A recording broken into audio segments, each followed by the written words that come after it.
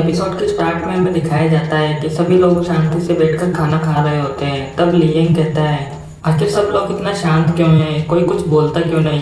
तब युवान कहता है, क्या तुम पागल हो गए हो, तुम्हें दिखाई नहीं दे रहा है कि यहाँ पर क्या हो रहा है। तब चैंपियन कहता है, इन दोनों लड़कियों में अभी भी लड़ाई छिड़ी हुई है, पर इस वक्त त्यानन अभी यहाँ पर नहीं है, इसलिए अभी हम इन दोनों में से किसी को भी नाराज करने का खतरा मोल नहीं दे सकते। इसलिए अच्छा यही होगा कि जल्दी से जल्दी अपना खाना खत्म करके यहाँ से निकल जाओ।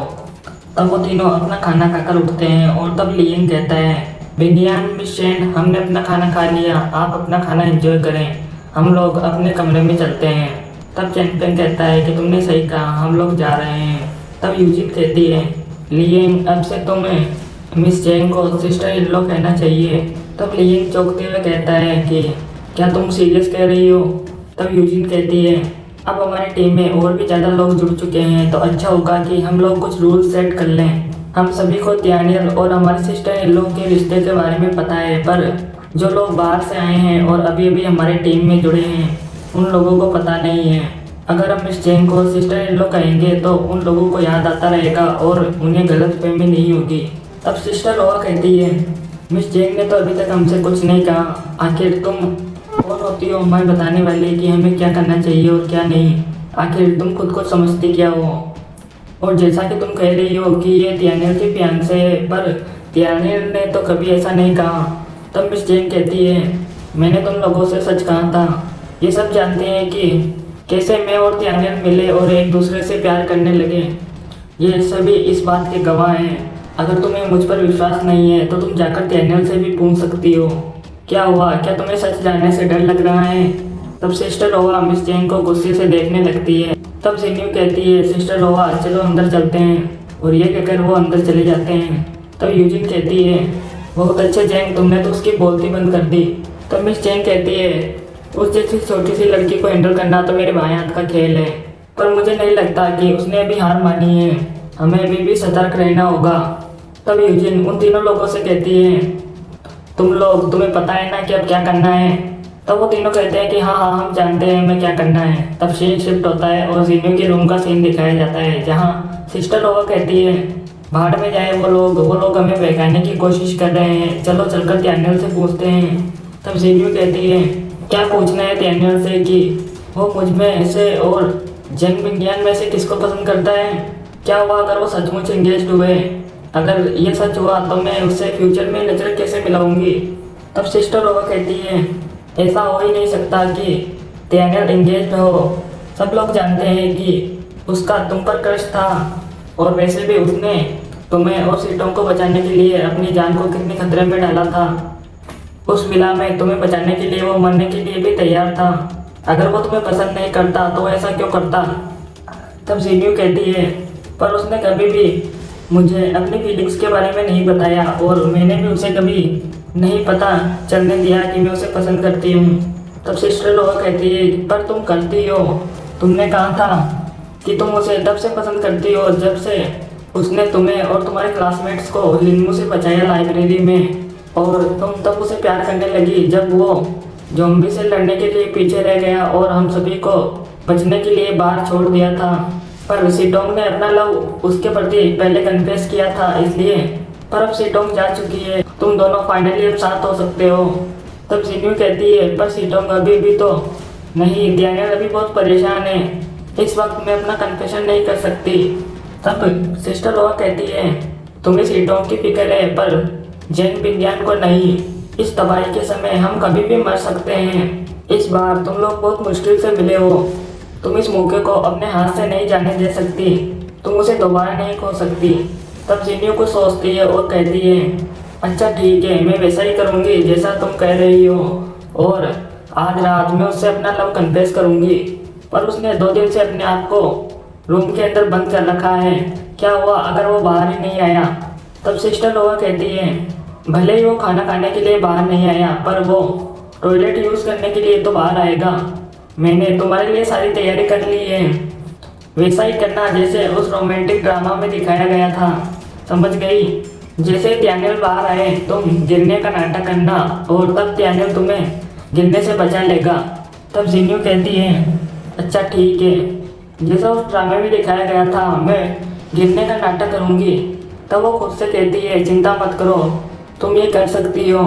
तब सीन शिफ्ट होता है और तियान्यू को दिखाया जाता है जो गेट से बाहर आता है।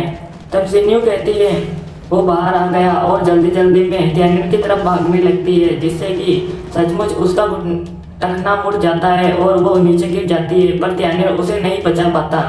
तब वो उठती है और पीछे मुड़कर जाने लगती है। तब तियान्यू कहता है तुम ठीक तो हो? तब जिन्यू कहती है मैं ठीक हूँ, मैं बस टॉयलेट यूज़ करने जा रही थी। तब तियान्यू कहता है पर वो तो इस तरफ है। तब जिन्यू पीछे मुड़ते हुए कहती है मैं तुमसे कहना चाहती हूँ कि मुझे पता है कि तुम वुबिन और सिटोंग की मौत की वजह से थोड़ा परेशान हो, थोड़ा दुखी हो, पर प्लीज़ तुम्हें अपने आप को इस दुख से बाहर निकालना ही होगा। तुमने पिछले 2 दिन से अपने आप को इस कमरे में बंद कर रखा है। यहाँ घर में सब कुछ नॉर्मल है, पर मैं देख सकती हूँ कि लिएंग और युवान तुम्हारे लिए कितने फिक्रमंद हैं। तुम इस टीम के हेड हो, एक लीडर, एक स्तंभ जिस पर सभी टिके हुए हैं। उन सभी को तुम पर बहुत भरोसा है। अगर तुम इस तरह दुखी रहोगे तो उन सब का क्या होगा? लोग मरते रहेंगे और ज़िंदगी यूं ही चलती रहेगी। इसलिए प्लीज़ अपने आप को इस दुख से उन लोगों के लिए बाहर निकालो जिनको तुम्हारी ज़रूरत है।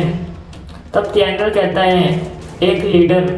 तब वो सोचता है मैंने सोचा था कि मुझे किसी वजह से चूज़ किया गया है जिससे कि मैं लोगों की मदद कर सकूं, पर मैं सिटोंग के लिए कुछ नहीं कर पाया।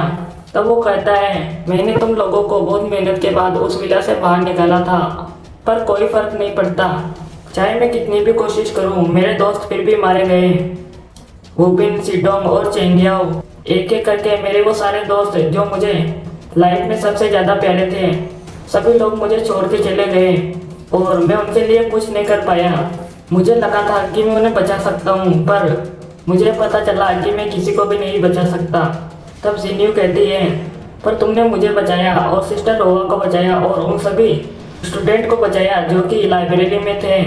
अगर तुम नहीं होते तो हम लोग लाइब्रेरी में ही उन ज़ॉम्बीज़ के वजह से मारे जाते। मैंने अपना एक एक पल वेंशाओ ब्रदर्स के घर में बहुत मुश्किल से गुजारा था। वुबिन और सिटोंग जैसे दोस्तों की वजह से मैं बच पाई। वुबिन कहता था कि वो बहुत डरपोक है और जब भी सिचुएशन खराब होती है वो डर कर पीछे हट जाता था, पर वो तुम थे जिसने उसे बहादुर बनाया। और सिटोंग को हमेशा लगता था कि हमें जरूर ढूंढ निकालोगे। तुम्हें लगता है कि तुम उन्हें नहीं बचा पाए, पर तुम ही वो रीज़न थे जिसकी वजह से उन्होंने कभी हार नहीं मानी। और मेरे वो सारे क्लासमेट जो लाइब्रेरी में थे वो भी ऐसा ही सोचते हैं, हमारी वजह से ही वो जिंदा बच पाए थे। तुम्ही ने उन्हें आगे बढ़ने के लिए उम्मीद दी थी, पर अगर तुम ही हार मान लोगे तो भला वो लोग क्या करेंगे? मुझे नहीं लगता कि स्वर्ग में बैठे हुए हमारे दोस्त वुबिन और सिटोंग को तुम्हारा हार मानना पसंद आएगा। तब तियान्यू को सोचता है और कहता है कि समझ गया। ये बताने के लिए तुम्हारा शुक्रिया जिन्यू। मैं कभी भी उन लोगों को निराश नहीं होने दूंगा। अब भी कोई भी मेरे सामने नहीं मरेगा। तब जिन्यू कहती है भले ही वुबिन और सिटोंग इस वक्त हमारे साथ नहीं है, पर वो हमारी मेमोरीज में हमेशा जिंदा रहेंगे। तियान्यू मुझसे प्रॉमिस करो कि तुम कभी भी हार नहीं मानोगे। तब तियान्यू उसे प्रॉमिस करता है और तब हमें पास का सीन दिखाया जाता है जहाँ पर मिस जेंग उन दोनों की बातें सुन रही होती है। तब सीन शिफ्ट होता है और जिन्यू कहती है कि इसमें सचमुच बहुत दर्द हो रहा है। अच्छा हुआ कि मैं पकड़ी नहीं गई, वरना तियान्यू मेरे बारे में क्या सोचता। तब कोई जिन्यू को हाय कहता है। तब हम देखते हैं कि ये मिस जेंग होती है। तब जिन्यू कहती है क्या हुआ? तब मिस जेंग जिन्यू की तरफ एक दवाई की डिब्बी फेंकते हुए कहती है ये चोट पर लगाने की दवाई है, इसे अपने घाव पे लगाओ और तुम्हारी चोट 2 दिन में ठीक हो जाएगी। तब जिन्यू उसे शुक्रिया कहती है। तब वो अचानक कहती है रुक जाओ, तुम्हें कैसे पता चला कि मैंने अपना टखना मुड़वा लिया है? क्या तुम मेरी जासूसी कर रही थी? तब मिस जेंग कहती है नहीं, मैंने बस गलती से देख लिया। तब जिन्यू कहती है मुझे लगा तुम मुझसे नफरत करती हो, तो फिर तुम मुझे ये क्यों दे रही हो? तब मिस जेंग अपना बेस्ट ड्रामा बनाते हुए कहती है दरअसल मैंने इस दवाई में जहर मिलाया है जिससे कि तुम एक बूढ़ी जादूगरनी बन जाओगी। बच्चों की तरह बातें मत करो। हाँ, पहले जब मुझे पता चला कि तियान्यू का तुम पर क्रश है, मुझे थोड़ी बहुत जलन हुई थी, पर इस वक्त वो बहुत परेशान है और मैं हम दोनों की वजह से उसकी परेशानी बढ़ानी नहीं चाहती। और वैसे भी वुबिन और सीटोंग तुम दोनों के बहुत अच्छे दोस्त हैं, इसलिए तुमसे अच्छा उसे इस वक्त कोई और नहीं संभाल सकता। भले ही मैं यहाँ तुम्हें रहने दे रही हूँ, इसका मतलब ये नहीं कि मैं हार मान रही हूँ, बल्कि इसलिए क्योंकि मुझे बहुत कॉन्फिडेंस है कि मैं तुम जैसी छोटी लड़की से नहीं हारूंगी। मैं तुम्हें दिखाना चाहती हूँ कि तुम यहाँ पर रहकर भी मेरा कुछ नहीं बिगाड़ सकती हो।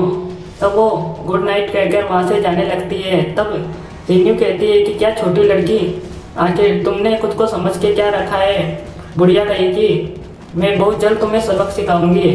तब रूम के बाहर का सीन दिखाया जाता है जहाँ लिएन कहता है हाय सिस्टर इन लो। तब मिस चेंग कहती है दोबारा ऐसा मत कहना वरना डैनियल को लगेगा कि मैं तुम्हें भड़का रही हूँ, जिससे बेचारे लिएन का पोपट हो जाता है। सुबह का सीन दिखाया जाता है जहाँ पर बहुत अच्छा खाना बनाया होता है। तब यूजिन कहती है ओ माय गॉड इस खाने को देखो, इसकी सुगंध कितनी अच्छी है। तब सिस्टर लोवर कहती है कौन इतना अच्छा है जो कि सुबह जल्दी उठ गया और हमारे लिए खाना बनाया। तब डैनियल किचन से बाहर आता है और कहता है कि तुम सब लोग जाग गए, अच्छा हुआ। तब लिएन कहता है बिग ब्रो क्या आपने ये सब बनाया है। तब डैनियल कहता है मैं सुबह जल्दी उठ गया था इसलिए मैंने ये खाना बना लिया, तुम लोग खाना एंजॉय करो, मैं बाहर जाकर आता हूँ। तब मिस चेंग कहती है तुम कहाँ पर जा रहे हो। तब डैनियल कहता है हमने अपना सारा खाना हसन दाशिम और सभी लोगों को दे दिया था, हमारे पास अभी भी कुछ खाना बचा है पर वो बहुत जल्द खत्म हो जाएगा, इसलिए मैं खाना ढूंढने के लिए बाहर जा रहा हूँ, मैं बहुत जल्द लौट आऊँगा। ऐसा कर वो वहाँ से चला जाता है। तब चेनफेंग कहता है लगता है हमारे कैप्टन वापस आ गए हैं। तब युवान कहता है अच्छा हुआ, मुझे फिक्र हो रही थी, मुझे लग रहा था कि वो कभी भी वुबिन और सीटोंग की मौत से बाहर नहीं आ पाएंगे। तब लिएन कहता है चिंता मत करो, वो हमारे बिग ब्रो हैं, वो कुछ भी कर सकते हैं। तब हमें फुटपाथ का सीन दिखाया जाता है जहाँ कोई अपनी कुल्हाड़ी लेकर खड़ा होता है और ज़ॉम्बीज़ उसकी तरफ बढ़ रहे होते हैं। तब डैनियल कहता है अगर मैं ताकतवर होता तो सीटोंग और वुबिन को कभी मरना नहीं पड़ता। वुबिन बस एक लेवल 3 का म्यूटेंट था पर मैं उसका भी सामना नहीं कर पा रहा था। जैसे कि चीज़ें चल रही हैं कोई भी हायर लेवल म्यूटेंट कभी भी अपेयर हो सकता है। तब वो अपनी कुल्हाड़ी को कसकर पकड़ते हुए कहता है अपने टीममेट को बचाने का एक ही रास्ता है अपग्रेड होना और ज़्यादा ताकतवर बनना। तब वो उन ज़ॉम्बीज़ से कहता है लिटिल थिंग्स आज तुम सब लोग मेरा खाना बनोगे, और ये कहकर वो उन ज़ॉम्बीज़ पर हमला कर देता है और इसी के साथ ये एपिसोड खत्म हो जाता है।